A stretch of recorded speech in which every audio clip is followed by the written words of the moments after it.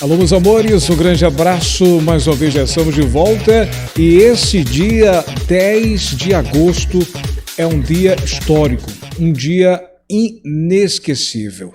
A partir de agora eu vou trazer várias informações do que representa esse dia 10. O que foi essa terça-feira, dia 10 de agosto? Um dia onde o Brasil entrou na história, porque foram vários assuntos, vários temas, várias votações. E eu não falo só do voto impresso, que foi rejeitado. Foram 229 votos a favor, contra 218 votos, precisava de 308 votos, ou seja, foi uma derrota do presidente Bolsonaro, mas foi apertada. Alguns analistas dizem que se o presidente tivesse pedido para adiar a data, poderia ter conseguido os 308 votos. Foi apertado. 229 sim, contra 218 não. Era necessário 308 votos. Como esse dia foi histórico, você vai saber por quê. Teve notícia boa também, né? Não ficou só nisso. É que ontem a Câmara aprovou uma mini-reforma trabalhista que vai ajudar jovens e também a desempregados. A notícia boa, o relator Cristino Áureo, do Rio de Janeiro, ele adicionou ao texto o programa Primeira Oportunidade e também a reinserção no emprego, o Priori, com incentivo para jovens de 18 a 29 anos de idade para ingressarem no mercado de trabalho. E uma notícia que chamou a atenção foi a questão do que o governo federal liberou postos de gasolina para vender combustíveis de outras marcas. A mudança será feita por medida provisória que também permitirá a venda de etanol nas usinas para os postos. Isso representa concorrência. Isso pode significar, finalmente, uma redução, mais concorrência, melhor para o povo, melhor para a população. E a imprensa internacional repercutiu o ato militar que levou veículos blindados à Praça dos Três Poderes e chamou República das Bananas de Bolsonaro. O desfile intimidatório e a crise nas instituições foram as formas que os jornais internacionais noticiaram o ato organizado para o mesmo dia em que a Câmara estava analisando o voto impresso. O general Heleno foi questionado pela imprensa e respondeu: não houve intenção de fazer o desfile como provocação. Os tanques e militares das Forças Armadas passaram em Brasília sob a justificativa de entregar um convite ao presidente Bolsonaro para um treinamento em Formosa, em Goiás. O ato foi amplamente criticado pelo parlamento. É um dia histórico. Essa terça-feira vai ficar na história, vai ser lembrado. Como é que você está? Tudo bem com você? Como é que está a família? Está bem? Desejo um dia especial, um dia abençoado por Deus, que dê tudo certo para você, para toda a sua família. Que Deus possa estar operando na sua vida, operando no seu lar, levando paz, tranquilidade, saúde e fé. Muita fé para você, tá? Bora trabalhar, gente? Olha, a primeira informação é sobre como ficou essa questão dos votos. Como ficou essa questão dos votos? Bem, o presidente da Câmara dos Deputados Federais, ele já era contra. Bem, pelo menos na entrevista que ele falou, ele estava dizendo que era contra. O presidente da Câmara dos Deputados Federais, estou falando do Arthur Lira. A gente vai acompanhar aqui trecho do que ele falou justamente quando estava sendo questionado. É ficar atento. Eu vou mudar em um minuto do que eu venho falando. Preste atenção. Nos últimos 2 ou 3 meses. Todos os deputados que estão aqui foram eleitos pelo sistema de urna eletrônica. Eu venho dizendo que eu já participei de 8 eleições, 6 delas no sistema eletrônico. Eu não posso, nem devo, nem tenho prova de dizer que o sistema não é correto. Mas eu sempre digo isso também, que não custa nada nós chegarmos num acordo pacífico entre os poderes de se aumentar a auditagem das urnas, né? E lógico que se nesse processo de hoje eu torço para que não haja vencidos nem vencedores, porque é uma matéria como outra qualquer que não tem essa repercussão que estão dando. Nós temos matérias muito mais importantes no Brasil, como as reformas, como as questões sociais, como as questões de pandemia, como as questões de vacina, como as questões de fome, como as questões de emprego. E o assunto predominante é esse. Então, o intuito de trazê-lo ao plenário é para que hoje nós tenhamos um resultado final desse assunto. Você ouviu aí, né, o que disse o presidente da casa, né, o presidente aí da Câmara dos Deputados Federais. Foi dado muito enfoque né? E aí fica essa questão. O resultado, portanto, em derrota para o presidente Bolsonaro, mas também não foi tanto assim uma derrota, porque foi apertada, a decisão foi muito apertada, muita gente estava comemorando que poderia ser uma diferença larga. Bem, o plenário da Câmara dos Deputados rejeitou, nessa terça-feira, dia 10, a proposta que pretendia incluir um módulo de voto impresso ao lado das urnas eletrônicas a partir das eleições do próximo ano. A PEC de voto impresso, a proposta de emenda à Constituição 135/19, teve 218 votos contra, 229 votos a favor e uma abstenção. Para que a tramitação avançasse, eram necessários votos favoráveis de 308 dos 513 congressistas. De autoria da deputada Bia Kiss, a PEC era de interesse do presidente Bolsonaro e foi rejeitada num dia em que o Ministério da Defesa realizou um militar no Planalto, criticado inclusive por políticos que viram o ato como uma tentativa do presidente de intimidar deputados. Pois é, o resultado foi esse. Foram 229 votos, 229 que votaram a favor, 218 que votaram contra, mas era necessário 308 dos 513 votos. Muitos dizem que essa derrota do presidente Bolsonaro foi bem apertada.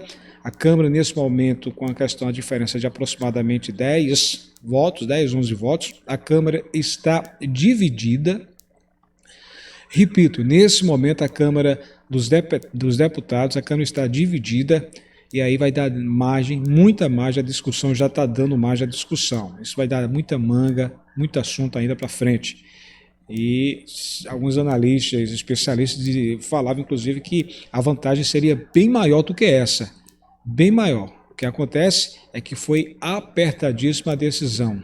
E aí, repito, vários especialistas diziam que se o presidente tivesse adiado e deixasse para talvez o próximo mês, poderia ter tempo de fazer aí, digamos assim, a cabeça dos outros parlamentares. Estava precisando aí chegar aos 308.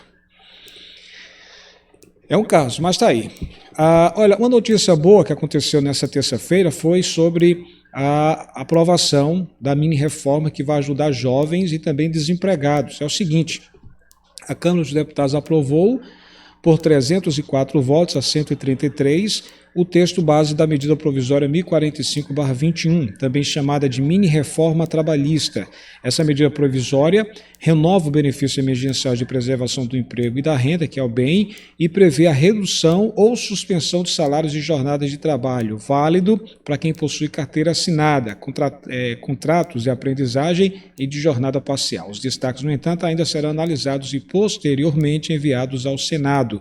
O relator Cristiano Áureo, do Rio de Janeiro, adicionou ao texto o programa Primeira Oportunidade e Reinserção no Emprego, que é o PRIORE, com incentivo para jovens de 18 a 29 anos ingressarem no primeiro emprego, além de estímulo à contratação de maiores de 55 anos desempregados há mais de 12 meses. O governo pagaria um bônus junto ao salário de R$ 275 ao empregado contratado para trabalhar 44 horas semanais.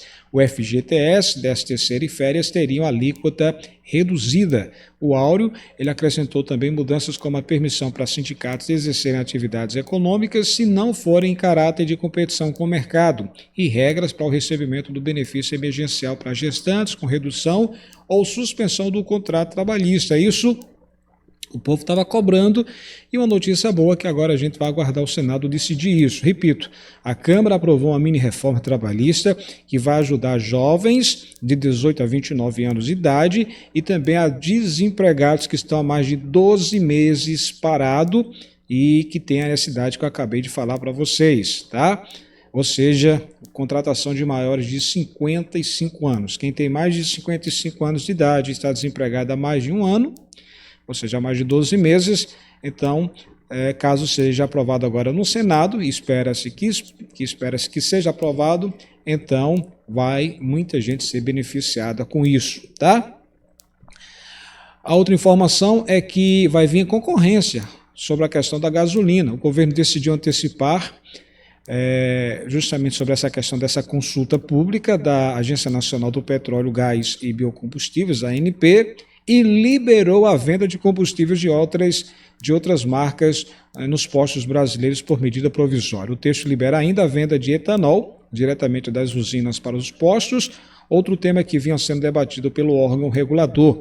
Em ambos os casos, as mudanças encontram resistência entre as maiores distribuidoras de combustíveis do país. O lançamento da medida provisória será hoje, quarta-feira, com presença do presidente Bolsonaro, também com o Ministério de Minas e Energia.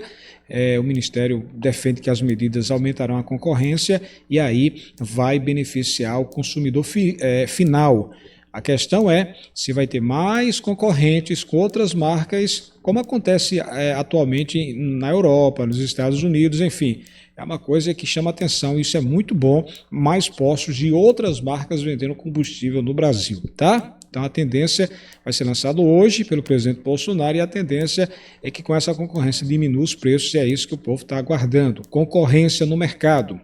E para a gente finalizar, nessa terça-feira histórica, portanto ontem, depois que aconteceu o desfile, e aí muita gente, principalmente os parlamentares, muitos deles reclamaram que era uma forma de intimidar, o general Heleno deu entrevista e disse que não houve intenção de fazer um desfile com provocação. Os tanques e militares das Forças Armadas passaram em Brasília sob a justificativa de entregar um convite ao presidente Bolsonaro para um treinamento em Formosa, lá em Goiás, e o ato foi amplamente criticado pelo parlamento e boa parte da imprensa. E o que chamou a atenção foi a imprensa internacional. Pois é, a imprensa internacional chamou a atenção. Vários jornais, por exemplo, o jornal britânico, o The Guardian, destacou a posição de críticos ao desfile de ontem, em uma reportagem que usou o termo República das Bananas para se referir ao ato, com o título Desfile Militar de República das Bananas e Bolsonaro é condenado por crítico no Brasil. A publicação também citou que ela acontece no mesmo dia em que o Congresso deve votar mudanças no sistema de votação. Na Argentina, através do site Clarim, teve outra notícia. O jornal destacou a presença do presidente Bolsonaro no desfile, que foi classificado como intimidatório por opositores.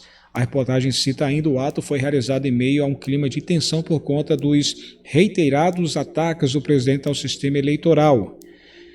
Já na Alemanha, para o jornal alemão The Tagesspiegel, o desfile militar foi estranho, em uma reportagem titulada Tanques de Guerra rodam pelo centro da capital brasileira.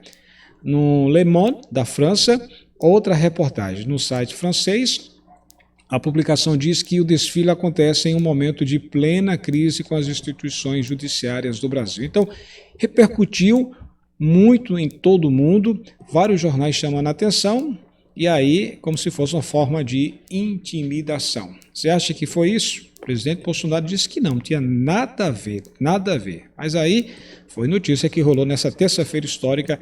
Dá a tua opinião aqui, tá? Compartilhe esse vídeo no seu grupo do WhatsApp, na linha do tempo do Facebook. É importante que mais pessoas sejam alcançadas com essas informações. Não esquece de dar o joinha, dar o like. É importante você fazer isso. Dá essa moralzinha, você que gosta do nosso trabalho, você que aprecia as nossas informações. Aqui, você já sabe, é para se inscrever. Tá vendo aqui embaixo o nome inscrever-se destacado em vermelho? Clica nele. Fazendo isso, vai aparecer um sininho. Nesse sininho você clica em todas as notificações. Para quê? Quando tiver vídeo novo, o próprio YouTube irá avisar você. Forte abraço, até a próxima, pessoal. Tchau, tchau.